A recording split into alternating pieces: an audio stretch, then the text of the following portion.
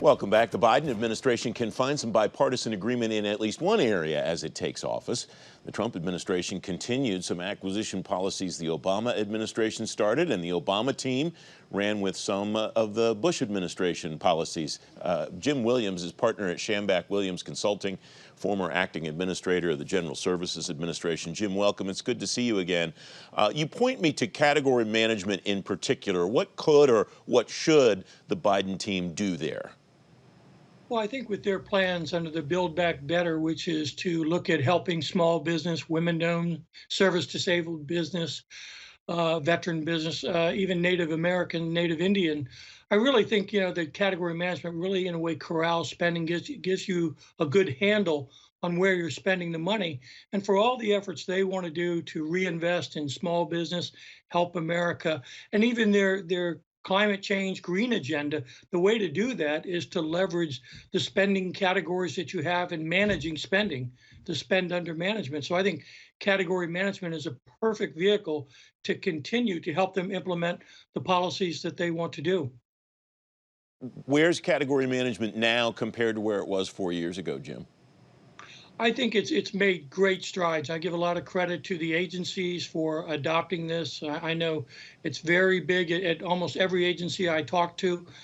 They are really starting to look at their spending. They're starting to look at how do they leverage that spend. They're trying to understand better, what they're getting for their money. And I think that starts with the Office of Federal Procurement Policy. The career people there have done a great job, Leslie Field and Matthew Blum. Super job there, but also work with the agencies to help them work cooperatively about how do we better manage that spend, about $580 billion a year. What is the right mix between OFPP developing policy and the General Services Administration's acquisition work? Well, I think they go hand in hand. One is the policy, and the other is helps execute that policy and helps put in place the vehicles that actually implement that policy. And you can see that, GSA has many small business vehicles, 8A vehicles, veteran-owned vehicles that are government-wide. And I think that's going to help the Biden administration with their policies to increase the percentages of dollars that go to those vehicles. So I think GSA is central for many, many reasons, but for implementing acquisition policy, they are absolutely key. You mentioned the new, some of the places where the Biden administration might want to concentrate set-aside wise.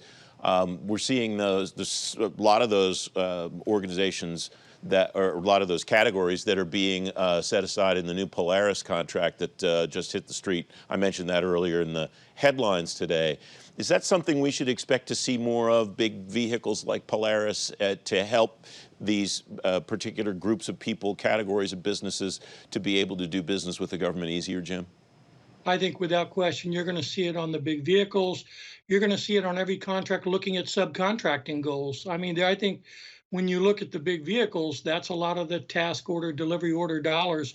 There's a lot of other dollars out there. I think, if you look at, the spend, about 17 different categories, 10 of which are really common to all the agencies, you have to look at every one of those categories and say, where is the money going and how can we actually help small business? And even looking at how can we help create small business by investing in things that help with climate change, that help with small business, women don't, that really build a bigger industrial base of those small business companies. We're also looking at the executive order on job qualifications and who can get hired for what. What's the potential benefit there that you see to the acquisition community, Jim?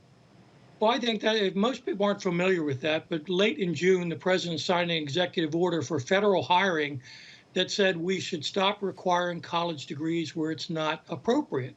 And then that follows what most major companies like IBM and Amazon and all are doing, where a competency-based or certification-based testing is really what you need for the job. And there's a group of us out here that believe that executive order that applies to federal hiring should absolutely be extended to federal contractors. Because if you're looking for a web architect, say, you don't need necessarily a college degree. And that's part of that's already in the FAR, Part 39 of the FAR, but it really needs to be extended and looked at across the federal contractor community.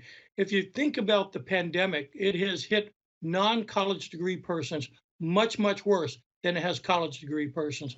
And this is an opportunity to make opportunities for those people who don't have the college degrees and actually potentially lower the cost of federal contracting. Overall, how's it going to reduce that cost, Jim?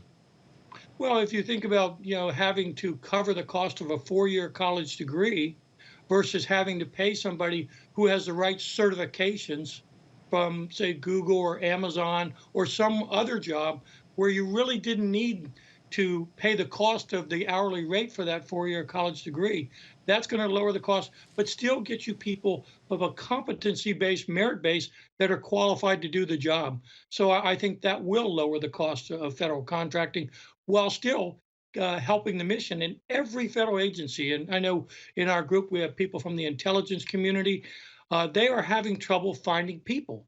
And this is going to widen the aperture for those people who can apply for federal contractor jobs and federal jobs. Now, the federal contractor jobs is something we've been working on, talking to OMB about. That's not a reality yet. We hope it will become so. Jim Williams, thanks very much. Thanks, Francis. Good to see you. Happy New Year.